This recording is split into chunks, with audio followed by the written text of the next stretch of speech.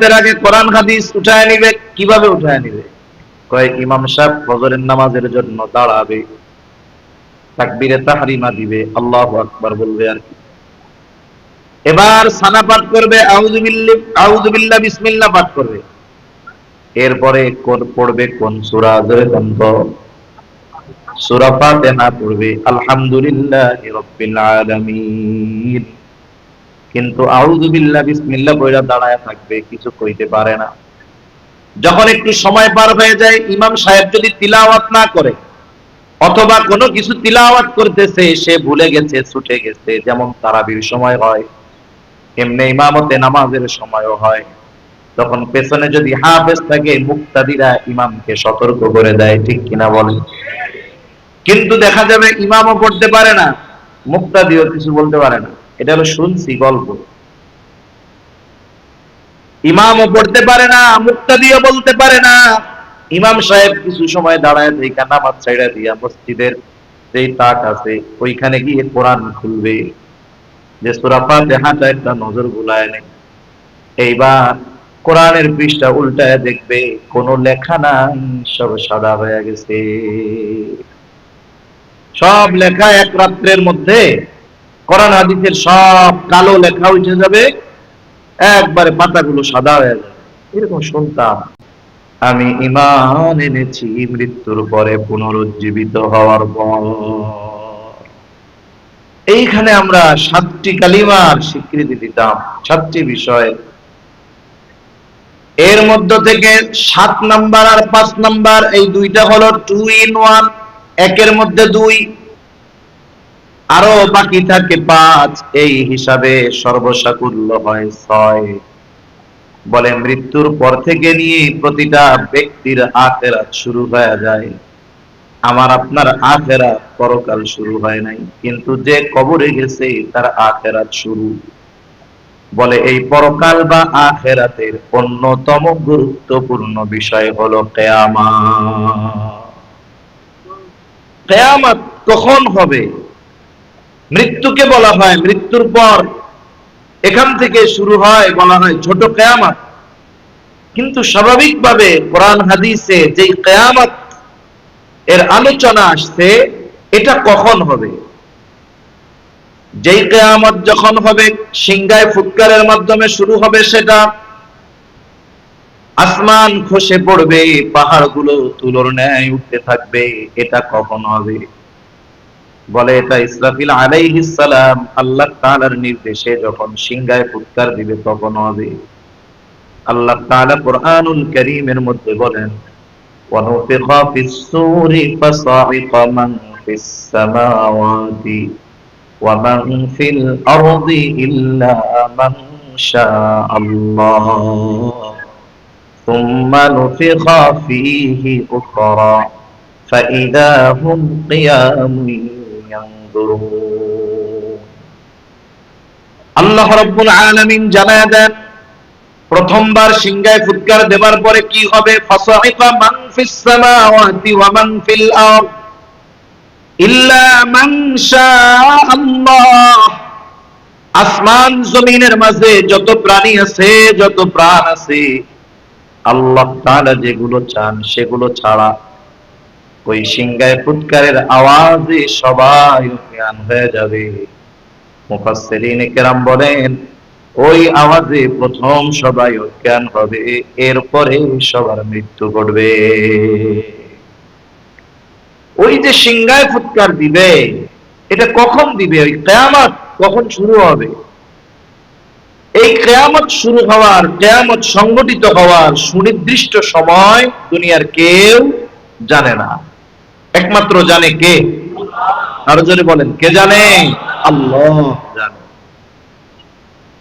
আপনারা তো আলহামদুলিল্লাহ আল্লাহ না বলা ছাড়াই অনেক জোরে বলছেন, বলার পরে আরো জোরে বলছেন। অনেক জায়গায় আছে 15 বার বলার পরেও আপনারা বিনা কওয়ায় যে জোরে কইছেন এর অর্ধেক জোরেও কয় না। কিয়ামত কখন সংগঠিত হবে এই খবর একমাত্র এই ইলম যার কাছে আছে তিনি কে? একমাত্র আল্লাহ তাআলা জানেন। যে আয়াত আপনাদের খেদমতে তিলাওয়াত করেছি, এখানে গায়েব সম্পৃক্ত 5টি বিষয়ের কথা আল্লাহ বলেছেন। অপর এক আয়াতে এই বিষয়গুলোকে মাফাতিহুল গায়েব বলা হয়েছে। আল্লাহ তাআলা কোরআনুল কারীমে আরেক জায়গায় জানায় দেন, ওয়া ইনদাহু মাফাতিহুল গায়ব লা ইয়ালামুহা ইল্লা হু। গায়েবের চাবি সমূহ, এই গায়েব সম্পৃক্ত এই বিষয়গুলোর ইলম একমাত্র আল্লাহ তাআলার কাছে, আর কারো কাছে নাই। মুফাসসিরিনে কেরাম বলেন, যদিও এই জায়গায় গায়েব সম্পৃক্ত 5টি বিষয়ের কথা বলা হয়েছে, কিন্তু দুনিয়ার যত গায়েব সম্পৃক্ত বিষয় আছে সব কোনো না কোনো ভাবে এই 5টির সাথে সম্পৃক্ত, সংযুক্ত। এই আয়াতের শুরুতেই আল্লাহ তাআলা বলেন, ইন্নাল্লাহা ইনদাহু ইলমুস সাআহ, নিশ্চয়ই আল্লাহ তাআলার কাছে কিয়ামতের ইলম, কখন কিয়ামত সংঘটিত হবে এই জ্ঞান একমাত্র আল্লাহ তাআলার কাছে। বলে দুনিয়ার কোন নবী রাসূলের কাছে এই ইলম নাই কখন কিয়ামত সংঘটিত হবে। শুধু তাই না, ওহীর বাহক ফেরেশতাদের সরদার জিবরাইল আলাইহিস সালামও জানে না কখন কিয়ামত হবে। নবী তো আলিমুল গায়েব নয়, এই জন্য নবীও জানেন না। আমাদের কিছু ভাই আছে, এনারা যদি নবীকে আলিমুল গায়েব বলা না হয়, ওনারা আমাদের ওয়াহাবি বলে, নবীর দুশমন বলে, অনেক কিছু বইলা গালি দেয়। তা বিষয় হলো, নবীজি আলিমুল গায়েব না হওয়ার কারণে নবীর কোনো সম্মান কমে যায় না। যারা মনে করে নবী আলিমুল গায়েব না বললে নবীকে অপমান করা হয়, আমার এই ভাইরা আসলে বুঝে না। মোহাব্বত করতে করতে এমন এক জায়গায় চলে যায় যে মোহাব্বতটা তখন আদবহীনতায় পরিণত হয়ে যায়। হাদিসের মধ্যে প্রসিদ্ধ একটা হাদিস আছে, প্রসিদ্ধ একটি হাদিস, হাদিসের নাম হলো হাদিসে জিবরিল। লম্বা হাদিস, হযরত ওমর ইবনুল খাত্তাব রাদিয়াল্লাহু তাআলা আনহু থেকে বর্ণিত লম্বা হাদিস। নবীজির কাছে এক লোক এসেছে, অপরিচিত, কেউ তাকে চেনে না, কিন্তু তার চেহারার মধ্যে সফরের কোনো আসর নাই, প্রভাব নাই। স্বাভাবিকভাবে আমরা এখন সফর করি, সফরের বাহনগুলো কত আরামে, লম্বা পথের সফর বিমানে করা হয়, তারপরে গাড়িতে করা হয়, বাসে করা হয়, স্লিপার বাস আছে, শুইয়া শুইয়া সফর করা যায়। বাহন যত আরামের হোক না কেন, যখন সফরটা শেষ হয়, প্রত্যেকটা মানুষের চেহারায় সফরের প্রভাব দেখা যায়। লোকটারে আগে পরে দেখিও নাই, লোকটা যে লম্বা সফর করে আসছে এর কোনো প্রভাবও তার মধ্যে নাই। নবীজির সামনে গিয়া হাঁটুর সাথে হাঁটু লাগাইয়া বসছে, একের পর এক নবীজিকে প্রশ্ন করতেছে, নবীজি জবাব দিচ্ছেন, আবার সে সেই জবাবগুলোর সত্যায়ন করতেছে। নবীজিকে জিজ্ঞাসা করেছে ইসলাম কি, নবীজি জবাব দিচ্ছেন। ঈমান কি, জবাব দিয়েছেন। ইহসান কি, জবাব দিয়েছেন। এইবার তিনি প্রশ্ন করলেন, কিয়ামত কখন সংঘটিত হবে? নবীজি জবাবে বলেন, মাল মাসউলু আনহা বিআলামা মিনাস সাইল।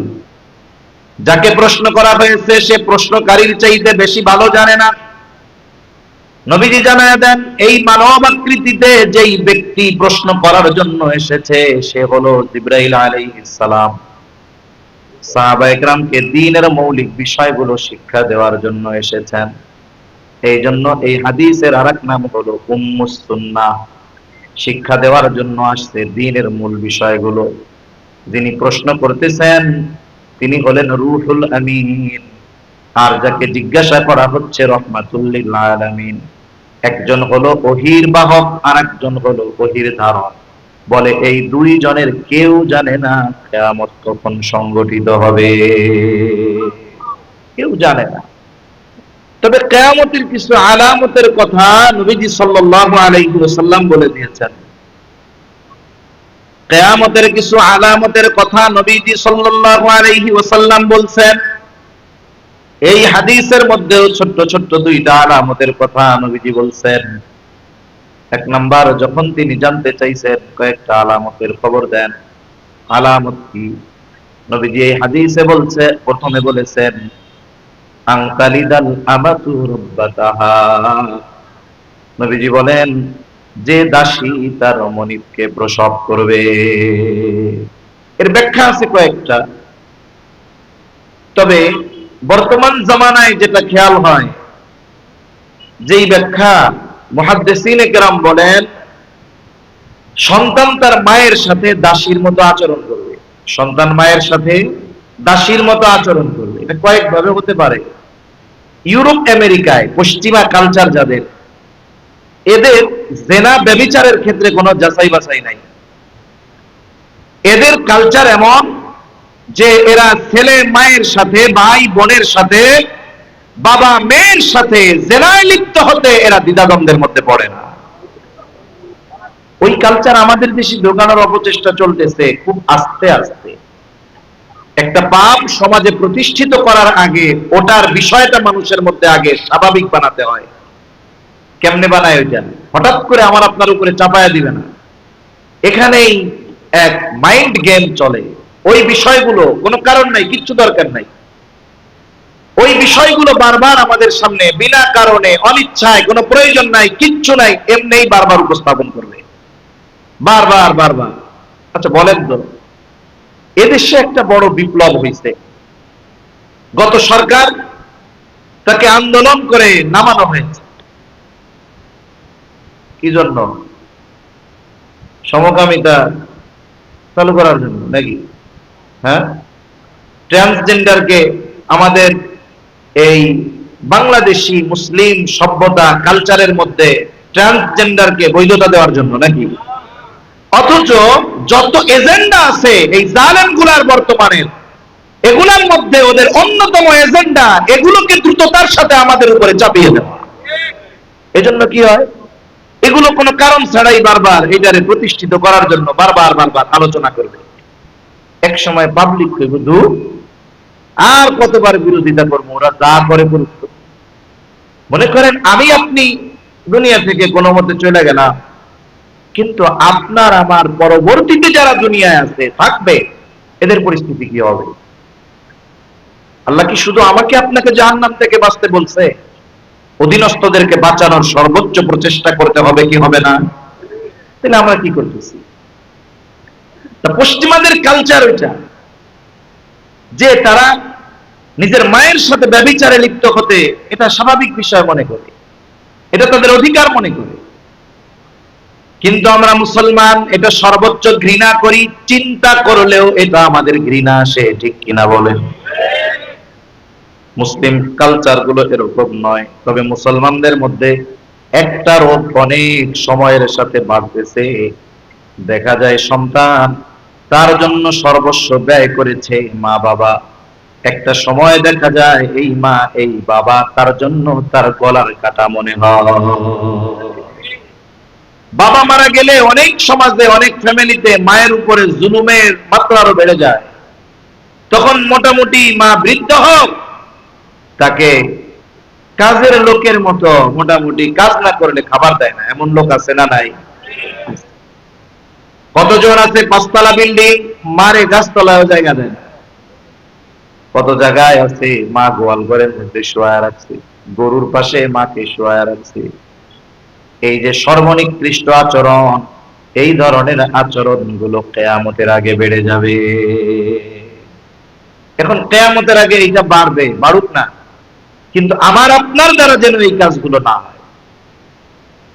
এটা বাড়বে, যাদের মাধ্যমে বাড়বে সেটা ভিন্ন কথা, তারা তো ক্ষতিগ্রস্তদের অন্তর্ভুক্ত হয়ে যাচ্ছে। এই ধরনের কাজ যেন আমার আপনার মাধ্যমে না হয়।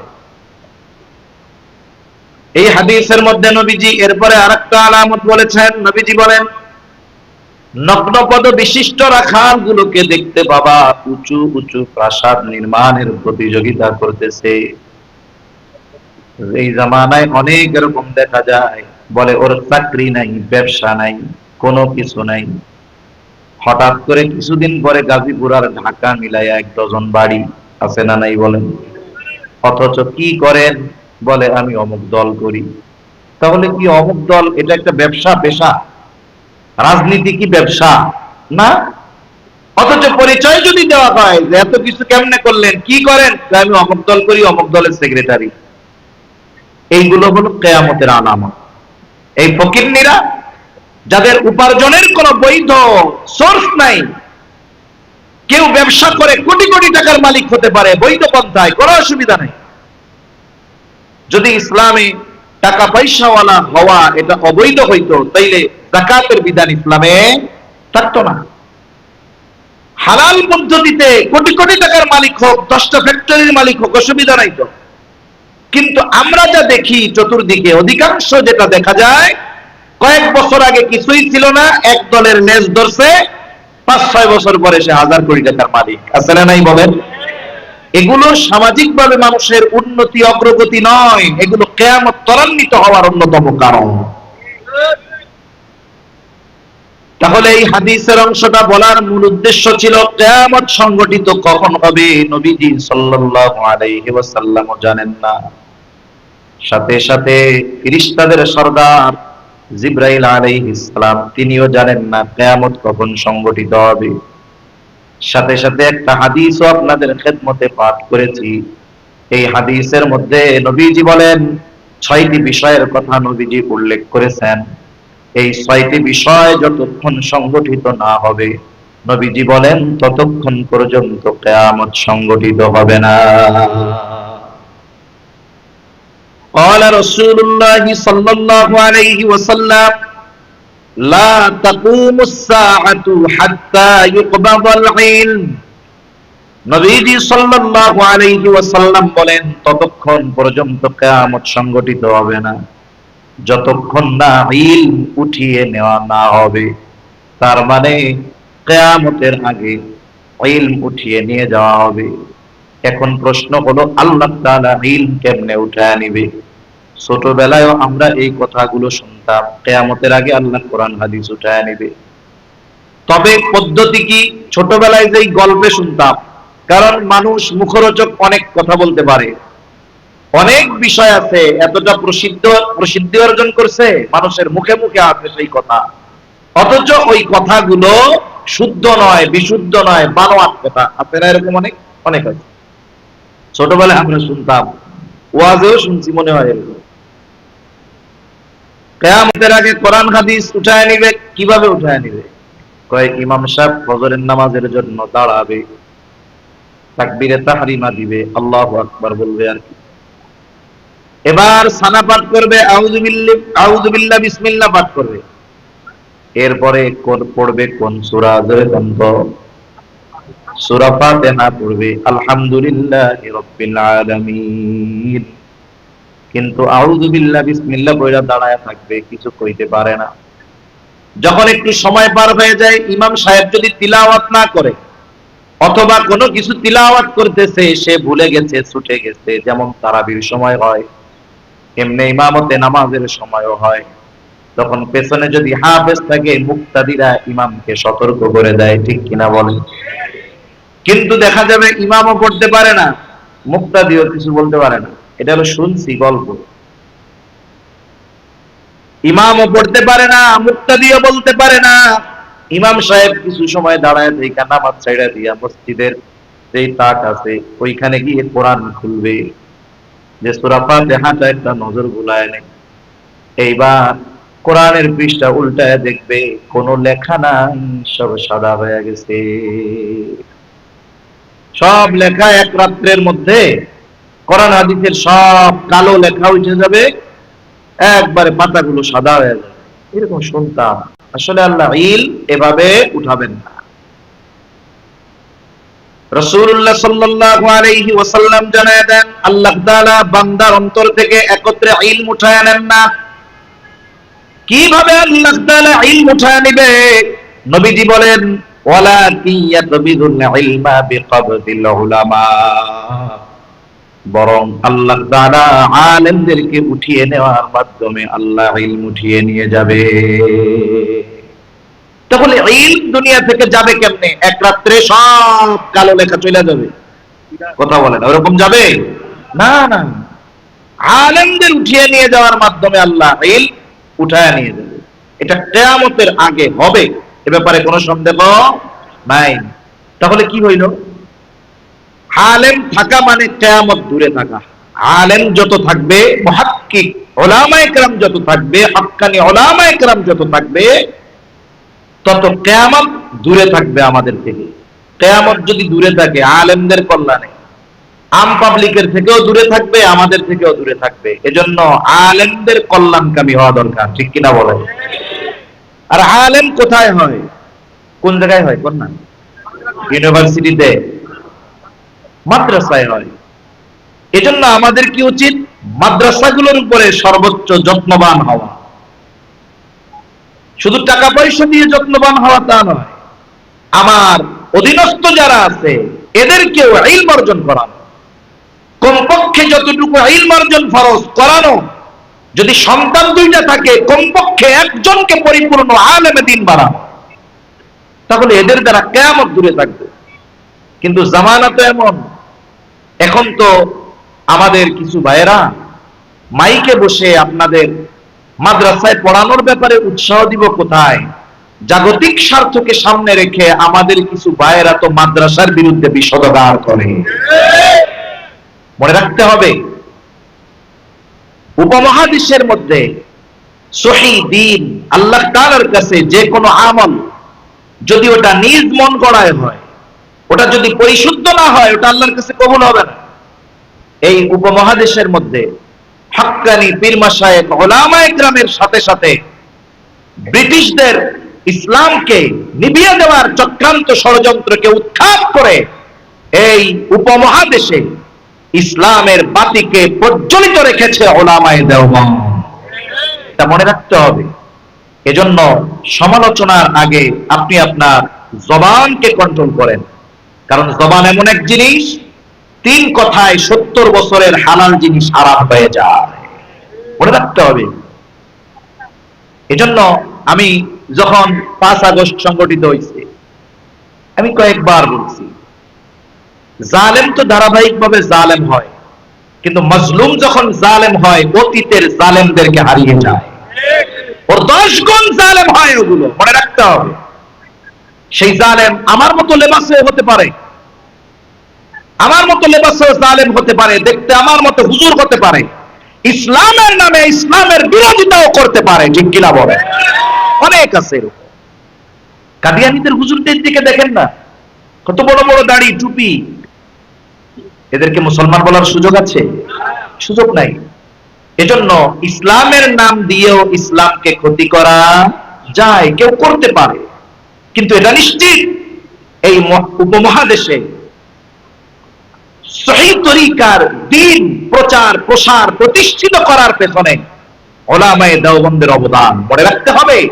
আজকে মাইকে তাদের বিরোধিতা করতে পারতেছ তাদের রক্তের কারণে, ঠিক কিনা বলে? এজন্য কথা বলার আগে খুব ভেবেচিন্তে বলতে হবে। আল্লাহ বুঝবার তৌফিক দান করেন। তাহলে আল্লাহ তাআলা ইলম উঠিয়ে নেবেন কেমনে? নবীজি সাল্লাল্লাহু আলাইহি ওয়াসাল্লাম বলেন, আলেমদেরকে উঠিয়ে নিয়ে যাওয়ার মাধ্যমে, আলেমদের উঠিয়ে নিয়ে যাওয়ার মাধ্যমে আল্লাহ ইলম উঠায় নিবে।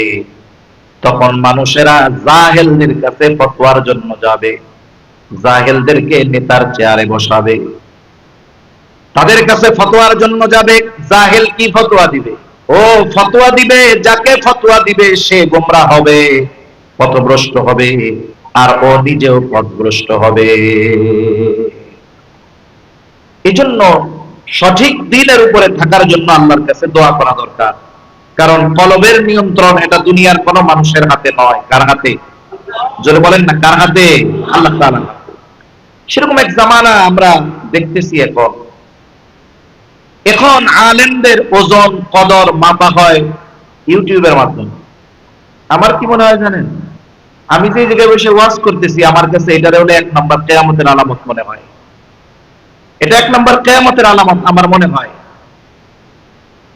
এরপরে অন্য কথা বাদ দেন, আরো তো কত কিছু আছে। এখানে কতজন মমতাজ উঠে, কতজন ডিজে গানের শিল্পী এখানে বসে, কতজন ওয়াজ করে ঝাল মিষ্টি টক। কোরআন হাদিস লাগে না ওয়াজ করতে? আর আমরা শ্রোতা, আমাদেরও চিন্তাধারার এমন পচন ধরছে যে যে একটু নাচাইতে পারবে, হাসাইতে পারবে, গাইতে পারবে, জাল মিষ্টি টক দিতে পারবে, আমরা তাদেরকে মনে করি এনার মতো বড় আলেম আর কেউ নাই। আছে না নাই? বলে আছে। আমাদের মস্তিষ্কের পচন কোথায় ধরেছে এটা একটু চিন্তা করা দরকার। এই যে আমরা যাদেরকে চিনতে পারতেছি না, অথচ দেখা যায় লোকচক্ষুর অন্তরালে এমন আলেম আছে যাদের ছাত্র ছাত্র ছাত্রর ছাত্র হওয়ার যোগ্যতা আমাদের নেই। এজন্য কে বড় আলেম এটা ইউটিউব, ফেসবুক আর ভিউ দেখে যতই বছরই করার সুযোগ নাই। এটা আপনি দ্বীনি প্রতিষ্ঠানগুলোর মধ্যে গেলে দেখবেন বাহারুল ইলম এক একজন আছে, ইলমের সমুদ্র এক একজন আছে, কিন্তু আমরা তাদেরকে চিনি না। এজন্য আমার মনে হয় এখন ওই জামানা আসছে, এই জন্য ইউটিউবের হুজুরদের কাছে মাসালা চাওয়া হয় বেশি।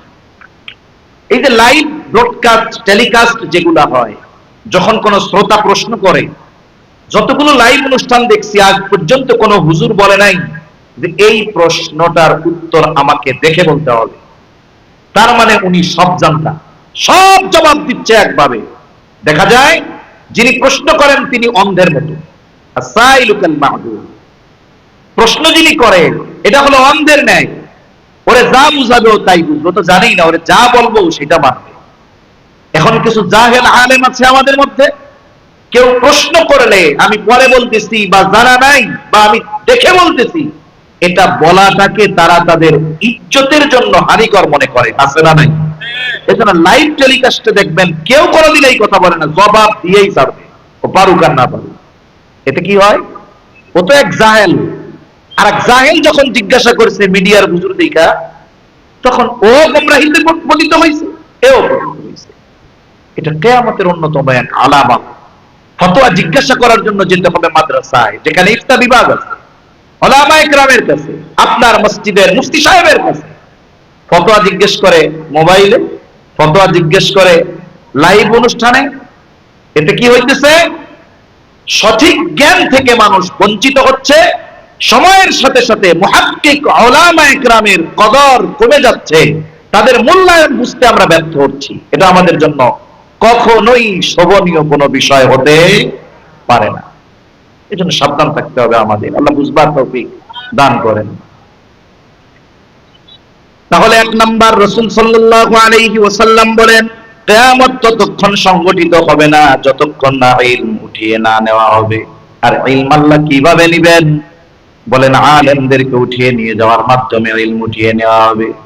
দুই নাম্বার, নবীজি সাল্লাল্লাহু আলাইহি ওয়াসাল্লাম বলেন ওয়া তাকতুরাজ জালাজিলু, কিয়ামতের আগে জালজালা বেড়ে যাবে। জালজালা, ভূমিকম্প গোটা দুনিয়াতে অন্যান্য সময়ের তুলনায় বেশি হইতেছে। এই যে ভূমিকম্প, এটা আমাদের জন্য এক বড় মুসিবত। তবে একজন ঈমানদার এই ধরনের মুসিবতকে শুধুমাত্র জাগতিক দৃষ্টি দিয়ে দেখে না, কোরআন হাদিসের নজরেও সে দেখে। এটা হওয়ার কারণ কি? শুধুমাত্র জাগতিক কারণগুলোকে সে সামনে এনে এটাকে মেনে নেয় না, বরং এই ধরনের কারণ সংগঠিত হওয়ার পেছনে কোরআন হাদিসের কোনো ইঙ্গিত বা তথ্য আছে কিনা সে সেগুলো তালাশ করে। যারা ভূতাত্ত্বিক, ওনারা বলেন এই পুরা পৃথিবীটা, আমরা তো পৃথিবীর উপরিভাগে আছি, আমাদের ভেতরে তো অনেক কিছু আছে, পানি আছে, মাটি আছে, বিভিন্ন খনিজ পদার্থ আছে। এরপরেও একসাথে এটা মিলানো নয়। আন্তর্মহাদেশীয় টেকটনিক প্লেট আছে। এই টেকটনিক প্লেট গুলা এক একটা এলাকা মনে করেন এক একটা প্লেটের উপরে আছে। ধরেন এশিয়া মহাদেশ আছে এটার উপরে, কথার কথা, ইউরোপ আছে এটার উপরে।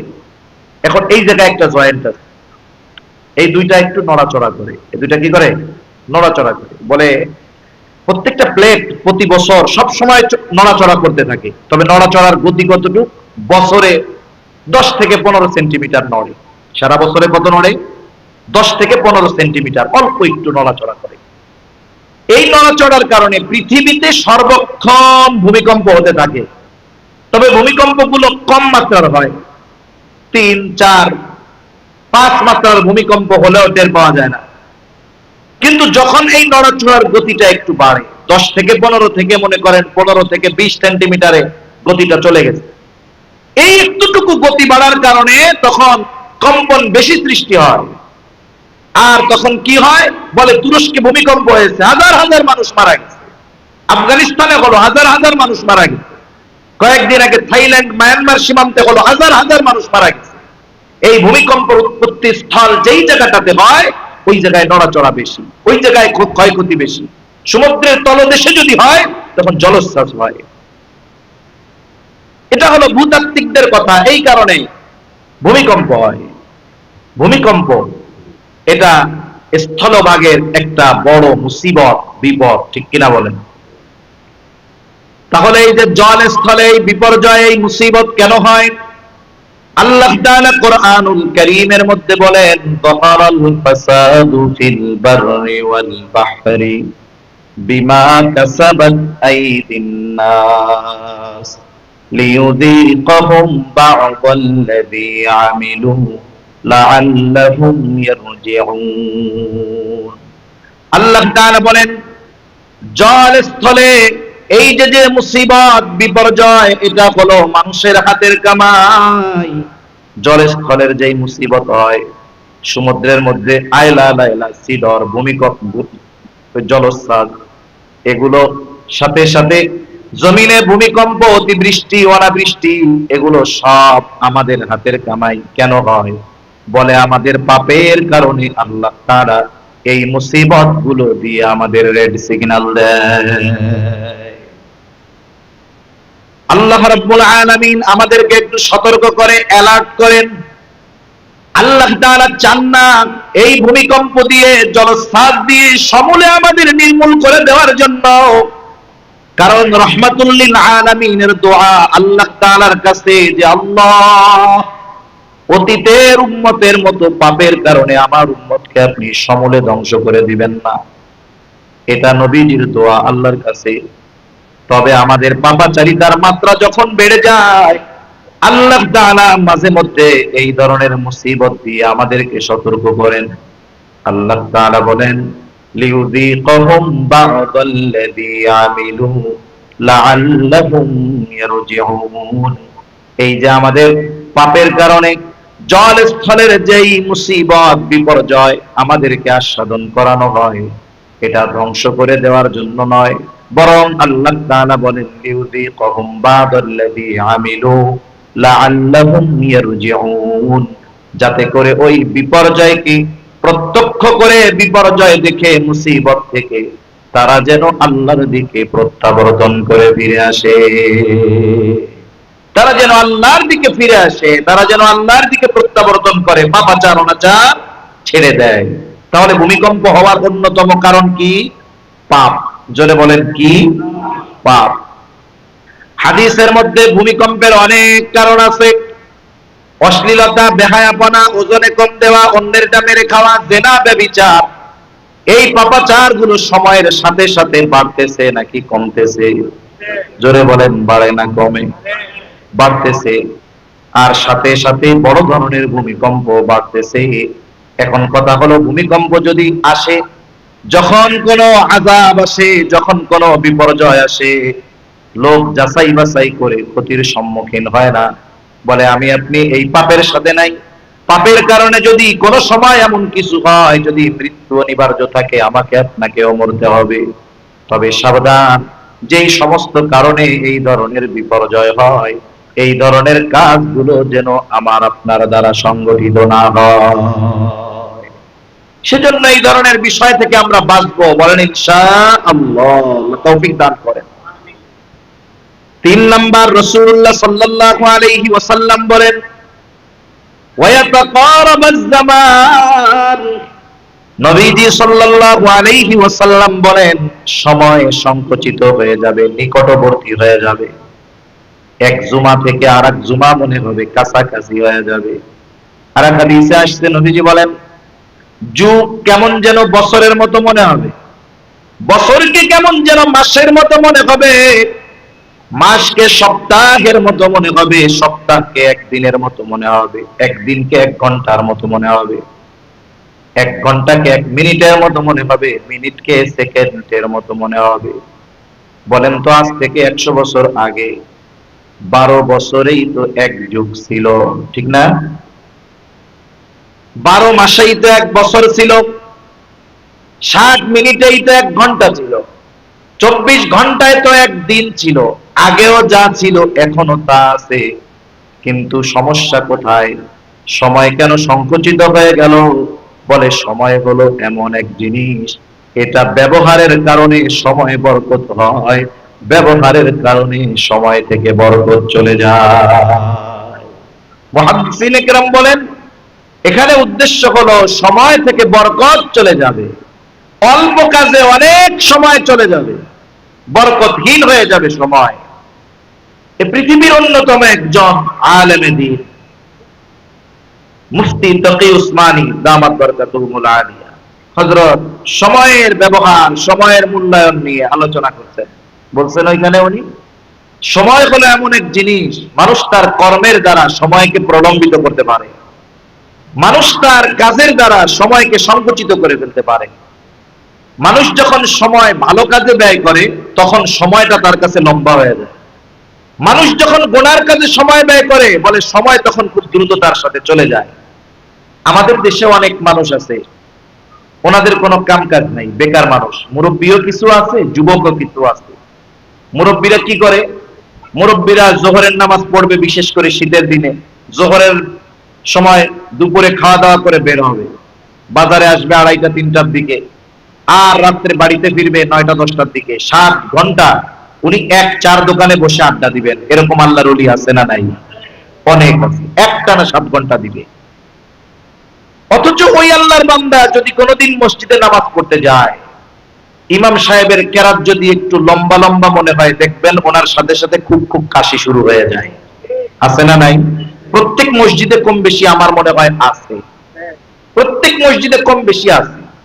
কারণ প্রত্যেকটা ইমামের একটা এভারেজ টাইম থাকে, এভারেজ টাইম। তার মানে উনি স্বাভাবিকভাবে ফজরের নামাজ পড়ান 10 মিনিট লাগে, এশার নামাজ পড়ান 8 মিনিট লাগে, আসরের নামাজ 7 মিনিট লাগে, এরকম একটা এভারেজ টাইম। ইমাম সাহেব প্রথম রাকাতের রুকুতে যান ফজরের সময়, তাকবীরে তাহরিমা শুরু করার 4 মিনিটের মাথায়। একটা হিসাব আছে মুসল্লিদের, কথার কথা। এই দিন 4 মিনিট পাস হয়ে 6 মিনিট পার হয়ে গেছে, রুকুতে যায় না। এবার পেছন থেকে একজন ঘড়ির দিক থেকে, পাশের থেকে আরো কয়েকজন শুরু। ইমাম সাহেব চিন্তা করছে অন্যান্য দিন সূরা দাহার দিয়ে 2 রাকাত ফজর পড়াই, আজকে 1 রাকাতেই পুরাটা পড়ি। এখন উনি অর্ধেক পড়া কিছু দূর গেছেন, মুসল্লির যে কাশাকাশি, উনি চিন্তা করছেন আমারেও ধইরা না বসে আল্লাহু আকবার। আছে না নাই বলেন? জুমার দিন আমাদের দেশে উক্তীয় মসজিদগুলোতে যা লোক হয় হোক, জুমার দিন উপচে পড়াবি। আমার মসজিদে 6 তালা ভরে, 6 তালার পরে এরপরে বাইরে যে লোক দাঁড়ায় আরো 6 তালার মানুষ, আমার মনে হয় আরো বেশি দাঁড়ায়। কিন্তু সব মসজিদের চিত্র একরকম। ওই দিন আসরের নামাজে দেখা যায় মসজিদের 6 তালা তো বহুদূর, 6 কাতারও ভরে না, ঠিক কিনা কম? এই জুম্মার দিন কিছু আল্লাহর বান্দা আসে, দেখবেন আসবে, সামনে বসবে, আসতেন সামনে, ভালো কথা বসেন, সালামটা ফেরাইতে দেরি, কেমন যেন মনে হয় ওনার মধ্যে জ্বালা পড়া শুরু হয়ে গেছে, উনি আল্লাহর ঘরে না, ওনার ভাবসাব এরকম, আগুন ধরছে, যত দ্রুত ঘাড়ে পাড়া দিয়ে বের হওয়া যায়। আছে না নাই? এই যে দেখেন, হয়তো ইমাম সাহেব কিছু তাসবিহ তাহলিল পাঠ করবে, 5টা মিনিট হয়তো দোয়া করবে, এতটুক টাইম তার সহ্য হয় না। কেন? এখন টেলিভিশন, ফেসবুক আর 4 দোকানে নাই, আছে কোথায়? এই জায়গার 5 মিনিট 5 ঘন্টার মতো লাগে, নামাজের 2 মিনিট 2 ঘন্টার মতো লাগে, চায়ের দোকানে, বল খেলার সামনে, মোবাইল ফেসবুকের সামনে 6 ঘন্টা মুহূর্তের মধ্যে উড়ে চলে যায়। কষ্ট হয় না? সিনেমা দেখতে কষ্ট হয় না? গল্পের আড্ডায় কষ্ট হয় না? অনেক মসজিদের মুসল্লিদেরকে যদি জিজ্ঞাসা করা হয় সারা বছরে 1 খতম কোরআন পড়ছেন, 2 মিনিট পড়ার পরে, 2 আয়াত পড়ার পরে কোমর ব্যথা, মাজা ব্যথা, ব্যস্ততা, বাজারের প্রয়োজন, এই প্রয়োজন, হাজারো প্রয়োজন এসে হাজির, বসে থাকতে পারে না। কেন? কোরআন পড়া ভালো কাজ না মন্দ কাজ? তার মানে কি বুঝলাম? ভালো কাজে সময়ে বরকত হয়, আর ভালো কাজ করতে গেলে কষ্ট লাগে। এই জন্য সময়ের মধ্যে বরকত আসে, কিন্তু খেলার মাঠে দেখেন ক্রিকেট ফুটবল বসে থাকতেছে, সময়ের পর সময় চলে যাচ্ছে, এইখানে কষ্ট লাগে না কেন? বলে ওই সময়টা অহেতুক ব্যয় হচ্ছে। এই জন্য হয়তো গুনার কারণে, না হয় বেহুদা কারণে, যে কোনো কারণে সময় যদি ব্যয় হয় ওই সময় থেকে বরকত চলে যায়। কেউ যদি দুনিয়াবি ভালো কাজও করে, বৈধ কাজ, এতেও তার সময়ের বরকত আসবে, কিন্তু অহেতুক আর গুনার কাজে লিপ্ত হবে, তার হায়াত কোন দিক দিয়ে চলে যাবে সে টেরও পাবে না। যেমন সূরা মুদ্দাসসিরের মধ্যে আসছে জাহান্নামীরা জাহান্নামে যাওয়ার কারণ বলবে। একটা কারণ কি বলবে? ওয়া কুন্না নাখুদু মাআল খাইদিন ওয়া কুন্না নুকাদ্দিবু বিয়াউমিদ্দিন হাত্তা আতানাল ইয়াকিন। অহেতুক মজমায় আমরা লিপ্ত থাকতাম, যারা অহেতুক মজমা করত তাদের সাথে আমরাও থাকতাম। কিয়ামতের ব্যাপারে অবিশ্বাসী বা উদাসীন ছিলাম। হাত্তা আতানাল ইয়াকিন, এই পরিবর্তনগুলো আমার মধ্যে আসার আগেই মৃত্যু চলে আসলো। আমার তওবার সুযোগ হলো না, আমার আর ভালো কাজ করার সুযোগ হলো না, নামাজ পড়ার সুযোগ হলো না, মিসকিন অসহায়দেরকে দান সদকা করার সুযোগ হলো না, মৃত্যু চলে আসলো। বলে এই ধরনের মানুষের যখন মৃত্যু চলে আসে, ও আল্লাহর কাছে মৃত্যুর পরে দুনিয়ায় আবার একটু আসার জন্য ফরিয়াদ করে। ও আল্লাহর কাছে বলে, কিন্তু আমরা শুনতে পারি না। মৃত ব্যক্তি কথা বলে, আমরা শুনি না। যদি শুনতাম তাইলে ভয়ে লাশ দাফন করা মানুষ বাদ দিয়া দিত। এখনো কি বলে আল্লাহর কাছে? ফায়াকুলা রাব্বি লাউলা আখখারতানি ইলা আজালিন করিব ফাআসাদদাকা ওয়া আকুম মিনাস সালিহিন। আল্লাহর কাছে ওই মৃত ব্যক্তি তখন বলে, হায় রব, আমারে একটু অবকাশ দেন, আবার একটু দুনিয়ায় যাওয়ার সুযোগ দেন। আমারে যদি এইবার আপনি দুনিয়ায় যাওয়ার সুযোগ দেন, আর গুনার কাজ করব না, অহেতুক কাজ করব না, যে সম্পদ দিয়েছেন তা থেকে আমি দান সদকা করব, আমি এত নেক আমল করব, ওয়া আকুম মিনাস সালিহিন, আমি সৎ কর্মশীলদের অন্তর্ভুক্ত হয়ে যাব। ও মালিক, আবার একটু দুনিয়ায় যাওয়ার সুযোগ দেন। বলেন তো, যেই হায়াত, যেই সময় আমার আপনার কাছে এখন আছে, অহেতুক ব্যয় করে ফেলতেছি, মরার পরে যতই রোনাজারি করুক না কেন, একটা সেকেন্ডের জন্য দুনিয়ায় ফেরত আসতে দেওয়া হবে নাকি? তাহলে এটা তো আমার দামি সম্পদ। যেই জিনিসটা মৃত্যুর পরে মানুষ আল্লাহর কাছে কামনা করবে, সেটার নাম হলো হায়াত, সময়। এই সময়টা যেন পাপ কাজের মাধ্যমে আমরা সংকুচিত করে না ফেলি, বরকতহীন করে না ফেলি, এজন্য আমরা আমাদের সময়গুলোকে ভালো কাজে ব্যয় করব ইনশাআল্লাহ। 4 নাম্বার, নবীজি সাল্লাল্লাহু আলাইহি ওয়াসাল্লাম বলেন, ওয়া তাযহারুল ফিতান, ফিতনা প্রকাশ পাবে। উদ্দেশ্য দাজ্জালের ফিতনা কিয়ামতের আগে আসবে। দাজ্জাল আগমনের আগ পর্যন্ত কিয়ামত সংগঠিত হবে না, কিন্তু দাজ্জাল আগমনের আগে বিভিন্ন ছোট ছোট ফিতনার মাধ্যমে দাজ্জাল আসার প্রেক্ষাপট তৈরি হবে, ক্ষেত্র তৈরি হবে। দাজ্জালের আগমনকে নরমালাইজেশন করার জন্য অনেক ফিতনা আসবে। হাজারো ফিতনার মধ্যে অন্যতম এক ফিতনা কাদিয়ানী ফিতনা, আছে না নাই? কাদিয়ানী ফিতনা অন্যতম একটি ফিতনা। এই ধরনের অনেক ফিতনার আগমন করবে। কথার মধ্যে যেহেতু আসলে দাওয়াত দিয়ে দিই, আন্তর্জাতিক খতমে নবুয়ত মহাসম্মেলন 15ই নভেম্বর। কত নভেম্বর? সোহরাওয়ার্দী উদ্যানে। মধুপুরের পীর সাহেব আল্লামা আব্দুল হালিম সাহেব দামাত বরকাতুহুমুল আলিয়া, এই 80-র উপরে বয়স, সারা দেশ চড়ে বেড়াচ্ছেন খতমে নবুয়তের এই বিষয়টাকে সামনে নিয়ে। উনার মতো মানুষ এত মেহনত করতেছেন এই বয়সে। সারা দুনিয়া থেকে আন্তর্জাতিক ইসলামী চিন্তাবিদগণ আসবেন, উপস্থিত হবেন, আলোচনা করবেন। আপনাদের দাওয়াত দিলাম, আপনারাও ইনশাআল্লাহ যাবেন। আল্লাহ তৌফিক দান করেন। আল্লাহ তাআলা কোন আমল কোন সময় কার জন্য কবুল করে বলা যায়। আমরা নবীর মুহাব্বত অন্তরে নিয়ে ময়দানে হাজিরা দিব, তাদের দিক নির্দেশনা শুনবো, এবং ইমানদারদের ইমানের দাবি, কাদিয়ানীদেরকে কাফের ঘোষণার ব্যাপারে আমরা আমাদের বজ্র কণ্ঠ দিয়ে শাসকদের কানে আমাদের এই দাবিকে পৌঁছায়া দিব ইনশাআল্লাহ। আমরা আমাদের থেকে চেষ্টা করব, এরপরের দায়বদ্ধতা তাদের। এজন্য নবীর মহব্বত অন্তরে রেখে ইনশাআল্লাহ আমরা হাজিরা দিব। আল্লাহ তৌফিক দান করেন। দাজ্জাল আগমনের আগ পর্যন্ত কিয়ামত সংগঠিত হবে না। কিয়ামতের আগে সবচাইতে বড় ফিতনা দাজ্জালের ফিতনা। নবীজি উম্মতের জন্য বড় রহম দিন, এই ফিতনায় যেন তার উম্মত ফাঁদে পড়ে না যায়, পতিত না হয়ে যায়, এই জন্য তিনি উম্মতকে আমল শিখায়া দিয়েছেন। দাজ্জালের ফিতনা থেকে বাঁচার অন্যতম আমল হলো জুমার দিন সূরা কাফের আমল। যার মুখস্থ আছে, পড়ার সুযোগ আছে, সে পুরা সূরাটাই পড়বে। যার সুযোগ নাই কমপক্ষে 10 আয়াত পড়বে। বুজুর্গানে দিন বলেন, যেই আমল দাজ্জালের মতো মহা ফিতনার মোকাবেলায় টোকা হতে পারে, কাজ করতে পারে, দাজ্জালের মতো মহা ফিতনা থেকে উম্মতকে বাঁচাতে পারে, ওই আমল দাজ্জাল আসার আগে যত ফিতনা আছে আশা করা যায় ওগুলো থেকেও উম্মতকে হেফাজত করবে। এজন্য এটাকে আমরা আমাদের জীবনে অপরিহার্য একটা আমল বানাবো। না খাইয়া কয় বেলা থাকলে অসুবিধা নাই, আল্লাহ যদি বাঁচায় রাখে মানুষ মরবে না।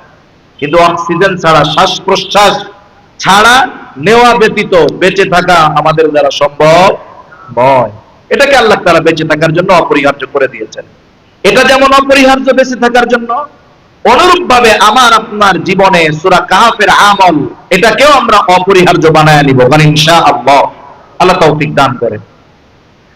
এরপরে নবীজি সাল্লাল্লাহু আলাইহি ওয়াসাল্লাম বলেন, ওয়াতাকসুরুল হারজ ওয়া হুয়াল কাতলুল কাতাম। কিয়ামতের আগে হত্যাকাণ্ড বেড়ে যাবে। এটা হলো পারস্পরিক নিজেদের মধ্যে হত্যাকাণ্ড। সাহাবায়ে কেরাম জিজ্ঞাসা করে, ইয়া রাসূলুল্লাহ সাল্লাল্লাহু আলাইহি ওয়াসাল্লাম, আমরা প্রতি বছর হাজার হাজার মুশরিকদেরকে হত্যা করি, এটা কি হারজ? নবীজি সাল্লাল্লাহু আলাইহি ওয়াসাল্লাম বলেন, না, এটা হারজ নয়। হারজ হলো পারস্পরিক হত্যাকাণ্ড। এক প্রতিবেশী অপর প্রতিবেশীকে হত্যা করবে, চাচা ভাতিজাকে হত্যা করবে, ভাতিজা চাচাকে হত্যা করবে। তার মানে কিয়ামতের আগে পারস্পরিক হত্যাকাণ্ড বেড়ে যাবে, যেটা অন্যান্য ধর্মাবলম্বীদের সাথে নয়, বরং মুসলমানদের নিজেদের মধ্যে নিজেদের হত্যাকাণ্ড বাড়বে। সম্প্রতি সময় প্রায় প্রতিদিনই খবর আছে, ছেলে বাপরে মারছে, বাপ ছেলেরে মারছে, স্বামী স্ত্রীকে মারছে, স্ত্রী স্বামীকে মারছে। প্রায় প্রত্যেক দিন খবর আছে না নাই? এই দুনিয়াতে সারা পৃথিবীতে যেখানে যেখানে মুসলমানেরা নির্যাতিত হয়, অমুসলিমদের হাতে দৈনিক যত মুসলমান মারা যায়, অমুসলিমদের হাতে দৈনিক যত মুসলমান মারা যায়, তার চেয়ে কমপক্ষে 10 গুণ বেশি মুসলমান নিজেদের মধ্যে নিজেদের হত্যাকাণ্ডে শিকার হয়। তাহলে কাফেররা আমাদের যত মারে, তার চাইতে বেশি মুসলমানেরা আমরা নিজেরা নিজেদের বেশি মারি। পারিবারিক কারণে, অর্থনৈতিক কারণে, রাজনৈতিক কারণে, সামাজিক কারণে, ক্ষমতার দ্বন্দ্বে একে অপরকে হত্যা করতেছে মুসলমান, অথচ বুঝে না একজন মুসলমানের জীবনের দাম কত। আল্লাহ তাআলা কুরআনুল কারীমের মধ্যে জানায় দেন যে ইচ্ছাকৃত একজন মুসলমানকে হত্যা করলো, সে যেন তামাম দুনিয়ার সব মানুষকে হত্যা করলো। কত বড় জঘন্য পাপ! এটা কবিরা গুনাহ, তবে সব কবিরা গুনার লেভেল এক না। এই হত্যাকাণ্ড কবিরা গুনাহ, কিন্তু এই কবিরা গুনার পরিমাণটা গোটা পৃথিবীর মানুষকে হত্যা করার সমপরিমাণ। যেমন সাধারণ কবিরা গুনাহ আর সুদ খাওয়ার কবিরা গুনাহ, এটা কি সেম লেভেলের নাকি? পায়খানা খাওয়া কবিরা গুনাহ না? সুদ খাওয়াও কবিরা গুনাহ, কিন্তু পায়খানা খাওয়া কবিরা গুনার যেই লেভেল, সুদ খাওয়ার লেভেল এইটা। সুদ খাওয়ার গুনার লেভেল তো মায়ের সাথে জিনা করার মতো। এজন্য এক মুসলমান অপর মুসলমান খেয়াল রাখতে হবে। নবীজি বলেন, সিবাবুল মুমিনি ফুসুকুন ওয়া কিতালুহু কুফর। একজন মুমিনকে গালি দেওয়া ফাসিকি, হত্যা করা কুফরি। একজন মুমিনের মান সম্মান রক্ত আরেকজন মুসলমানের থেকে নিরাপদ হতে হবে। একজন মুসলমানের সম্মান যাওয়া এটা কেমন যেন আমার সম্মান যাওয়া।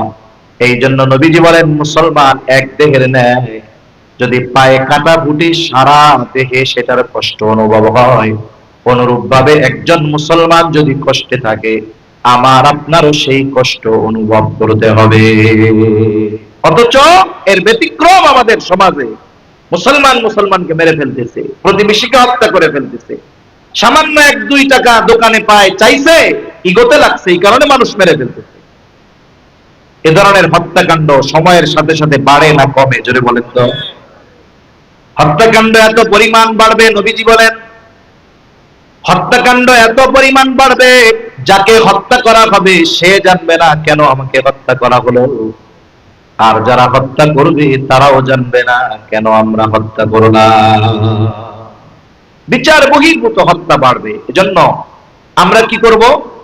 আমরা আমাদের সর্বোচ্চ নিরাপদ জায়গায় থাকবো। আমরা আমাদের জবান দিয়েও কোনো মুসলমান ভাইরে কষ্ট দিব না ইনশাআল্লাহ। কারণ আল্লাহর নবী বলেন, মুসলমান হতে চাই না আমরা তো মুসলিম হতে চাই। আল্লাহ তাআলা মুসলমান হয়ে মৃত্যুবরণ করতে বলেছেন, মুসলমান হয়ে মৃত্যুবরণ করতে বলেছেন। এখন মুসলমান হওয়ার জন্য কি কি দরকার? নবীজি অনেক সমাধান দিয়েছেন। এর মধ্যে একটা, আল মুসলিমু মান সালিমাল মুসলিমুনা মিন লিসানিহি ওয়া ইয়াদিহি। নবীজি সাল্লাল্লাহু আলাইহি ওয়াসাল্লাম বলেন, আল মুসলিম, মুসলমান তো সে যার জবান এবং হাতের অনিষ্ট থেকে অপর মুসলমান নিরাপদ থাকে। আমরা তো মানুষের বিরুদ্ধাচরণ দ্বীনি কারণে খুব কম করি, জাগতিক কারণে আমরা মানুষের কষ্ট দেই বেশি, মানুষের বিরুদ্ধাচরণ করি বেশি। দ্বীনের কারণে এটা তো করা ঈমানের দাবি, কিন্তু জাগতিক কারণে আমি কেন একজন মুসলমানকে আমার কথার দ্বারা, জবানের দ্বারা কষ্ট দিব? কারণ এই জবান হেফাজতের মাধ্যমে প্রকৃত মুসলমান হওয়া যায়, আর এই জবান হেফাজতের মাধ্যমে নবীর থেকে জান্নাতের গ্যারান্টি পাওয়া যায়। ঠিক কিনা বলেন? নবীজি সাল্লাল্লাহু আলাইহি ওয়াসাল্লাম বলেন, তোমরা আমাকে দুটো জিনিস হেফাজতের গ্যারান্টি দাও, আমি তোমাদেরকে জান্নাতের গ্যারান্টি দিব। নবীজি বলেন, 2 চোয়ালের মধ্যবর্তী যেই গোশতের টুকরা জিহ্বা, উভয় উরুর মধ্যবর্তী স্থান মানে লজ্জা স্থান, নবী আবার বলেন, এই 2টা জিনিস হেফাজতের গ্যারান্টি দাও, আমি তোমাদেরকে জান্নাতের গ্যারান্টি দিয়া দিব। আমি আমার জবানকে হেফাজত কেন করব না? বলে, আমি গোটা হায়াতে যত কথা বলি, কোনো কথা ধ্বংস হয়ে যায় না। বিজ্ঞান বলে, আমার আপনার উচ্চারিত প্রত্যেকটা শব্দ বাতাসে আছে। কোথায় আছে জোরে বলেন? এই যে মোবাইলে কথা বলি, তার নাই, পাইপ নাই, কিচ্ছু নাই, আর এক মোবাইলে যায় হুবহু আমার টোন, আমার টিউন। ফোন দিলেই পরিচিত মানুষ, পরিচয় দেওয়া লাগে না, এমনিই চেনে। সালাম দিলেই কণ্ঠ চিনে। এই যে শব্দটা গেল কিসের মাধ্যমে? বলে নেটওয়ার্কিং সিস্টেম বাতাসকে ব্যবহার করে মুহূর্তের ভিতরে আমার আপনার শব্দটাকে ন্যানো সেকেন্ডের মধ্যে আমেরিকা পৌঁছায় দেয়। এই শব্দ চলে যায়। আল্লাহ তাআলা কোরআনুল কারীমের মধ্যে বলেন, মা ইয়ালফিযু মিন কাওলিন ইল্লা লাদাইহি রাকীবুন আতীদ। সদা তৎপর একজন ফেরেশতা আমাদের প্রত্যেকের কাছে আছে। তার দায়িত্ব কি? বলে, আমরা জবান থেকে যেই শব্দ উচ্চারণ করি, আলফাজগুলো উচ্চারণ করি, এই উচ্চারিত শব্দগুলো সাথে সাথে সে এগুলোকে সংরক্ষণের ব্যবস্থা করে, সংরক্ষণ করে। বাতাসে আছে, ফেরেশতা হেফাজত করে। আল্লাহ যদি কিয়ামতের দিন বলে, এই মাওনা এলাকার আব্দুর রহিম, দুনিয়ার হায়াতে যত কথা বলেছে বাতাস, সব কথাগুলো আমার কাছে আলাদা করে দাও। বলেন তো, বাতাস থেকে, সারা পৃথিবীর মানুষের কথার মধ্য থেকে আমার আপনার কথা আলাদা করা আল্লাহ তাআলার জন্য শুধু সহজ না, অতি সহজ, অতি অতি সহজ। এজন্য জবান নিয়ন্ত্রণ মানুষকে অনেক অনাকাঙ্ক্ষিত ঘটনা থেকে বাঁচাতে পারে। আমাদের দেশে অনেক বিবাহ বিচ্ছেদের ঘটনা ঘটে, অনেক ঘটে। কিছু প্রকাশ পায়, কিছু গোপন থাকে, ওয়ালাদুজ জিনা একের পর এক হতে থাকে। শুরু হয় কি দিয়া? যতগুলো এই ধরনের গল্প শুনছি যে স্বামী স্ত্রীর বিবাহ বিচ্ছেদ, শুরু হইছে সামান্য একটা বিষয় নিয়ে। এমনও ঘটনা আছে তরকারিতে লবণ হয় নাই, এটা হলো কারণ। এটা গড়াইছে কোন পর্যন্ত? তালাক পর্যন্ত। কেন? বলে মুখ রেখেও কন্ট্রোল করতে পারে না, মুখ রেখেও কন্ট্রোল করতে পারে নাই, মুখে যদি কন্ট্রোল করতে পারতো তাহলে কাজ হয়ে যেত। এক কথা থেকে অনেক দূর চলে গেলাম। নবীজি বলেন কিয়ামতের আগে হত্যাকাণ্ড বেড়ে যাবে, পারস্পরিক হত্যাকাণ্ড বাড়বে, আর আমাদের টার্গেট থাকবে হত্যাকাণ্ড, সেটা বহুদূর। আমি আমার জবান দ্বারা আর এক মুমিন ভাইকে কষ্ট দিব না, হাতের দ্বারা কষ্ট দিব না। এইভাবে যদি আমি আপনি আমাকে আপনাকে নিয়ন্ত্রণে আনতে পারি, তাহলে আশা করা যায় কোন মুসলমান আমার জবান দ্বারা, লেখার দ্বারা, কলমের দ্বারা, হাতের দ্বারা লাঞ্ছিত অপমানিত হবে না।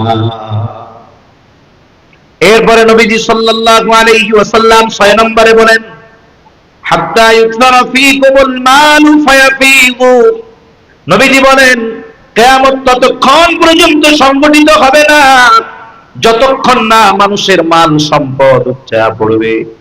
এমন এক পরিস্থিতি হবে যে দুনিয়ার মানুষ সাদকা করার জন্য, দান করার জন্য জায়গাও পাবে না, মানুষও পাবে না। মুহাদ্দিসিনে কেরাম বলেন এই পরিস্থিতির সর্বোচ্চ অবস্থা হবে ঈসা আলাইহিস সালামের সময়। গোটা পৃথিবীতে ইসলাম থাকবে, পৃথিবীর সব মানুষ এতটা স্বাবলম্বী হবে, এত ধন সম্পদের অধিকারী হবে, জমিন থেকে এত পরিমাণ ফসল উৎগীরণ করবে জমিন, যে মানুষ সাদকা করার জন্য, যাকাত দেওয়ার জন্য কোন মানুষকে মানুষ খুঁজে পাবে না। এগুলো কিয়ামতের আলামত। কিছু বিষয় আছে খারাপ যেগুলো, এগুলো যেন আমার আপনার দ্বারা সংগঠিত না হয়, এই বিষয়টা খেয়াল রাখা। তাহলে এবার আয়াতের দিকে চলে যাই, কথা শেষ। আল্লাহ তাআলা বলেন ইন্নাল্লাহা ইনদাহু ইলমুস সাআ। কিয়ামতের ইলম একমাত্র কার কাছে? জোরে বল। নবীর কাছেও নাই, জিবরাইলের কাছেও নাই। তবে নবীজি আমাদের কিছু আলামত জানায় দিয়েছেন। আলামত গুলার মধ্যে কয়েকটা আলামত নিয়ে আমরা মুযাকারা করলাম। এরপরে আল্লাহ তাআলা বলেন ওয়ায়ুনাজ্জিলুল গায়ব, তিনি বৃষ্টি নামান। মেঘ হলেই বৃষ্টি হয় না।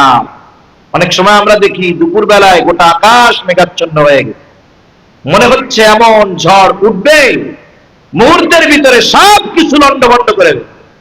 5 মিনিটের মধ্যে এক বাতাস, আকাশ পুরো ক্লিয়ার, মেঘের কোনো খবর নেই। আছে না নাই? আবার শ্রাবণ মাসে মাঝে মধ্যে আমরা কি দেখি?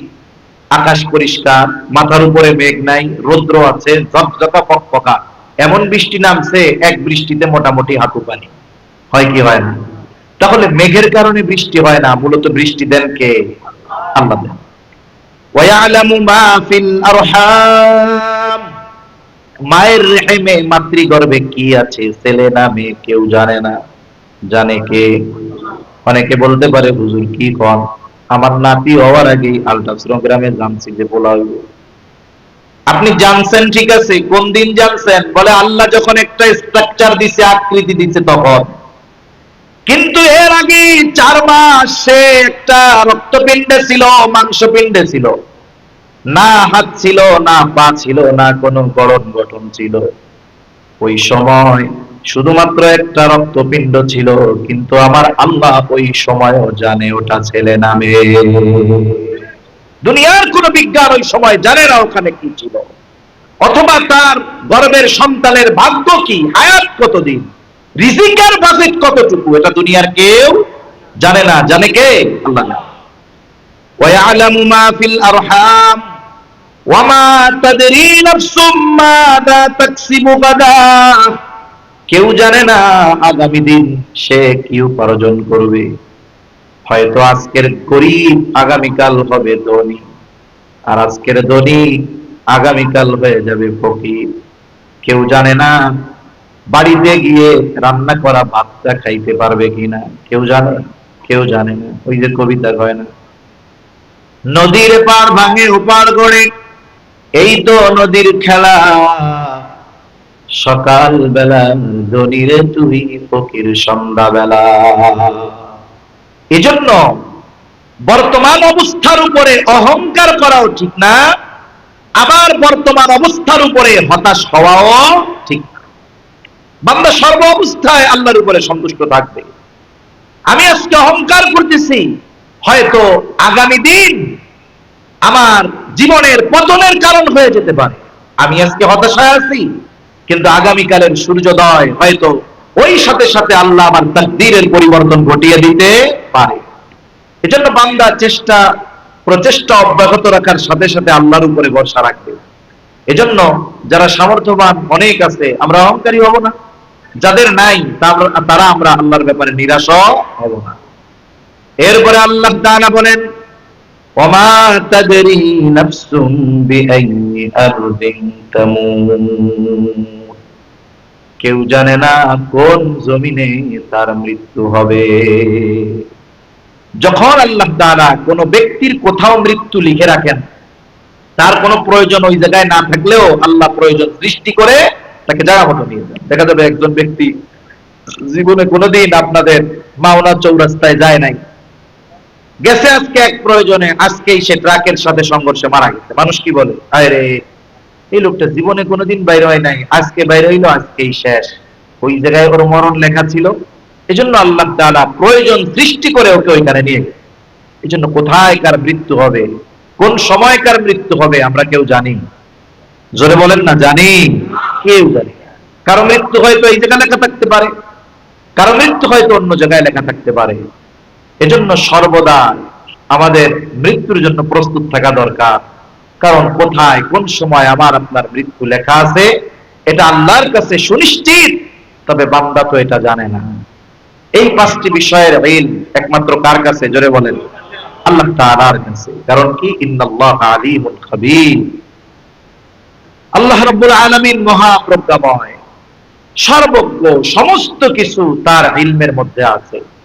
এই চিন্তাগুলো যদি আমাদের মধ্যে থাকে যে আমার দুনিয়ার এমন কোন জায়গায় যাওয়ার মতো উপায় নাই, যেই জায়গায় গেলে আল্লাহ আমাকে দেখবে না, আমার ব্যাপারে জানবে না, এই চিন্তা যদি আমার মধ্যে থাকে যে আমি আল্লাহর সামনে সব সময় ওপেন, রবের কাছে আমার গোপন কোনো কিছু নাই, সব আমার ওপেন, এই চিন্তা যদি আমাদের মধ্যে থাকে, তিনি তো আলিমুল গায়ব, তাহলে কি হবে? জীবন চলার গতিপথে পরিবর্তন আসবে। অনেক সময় অনেকে দেখেন না, চোরেও চুরি করতে গেলে সিসি ক্যামেরা দেখলে মুখ টুক ডাকে, কেন? ও চিন্তা করে যে সিসি ক্যামেরা দেখে ফেলতেছে এই ভয়ে, ঠিক কিনা? সিসি ক্যামেরা দেখে ফেলতেছে এই ভয়ে, অথচ সিসি ক্যামেরার নজর আমাকে যতটুকু ক্যাপচার করে তার চাইতে কল্পনাতীত গুণ নজর আল্লাহর আমাদের দিকে আছে না নাই?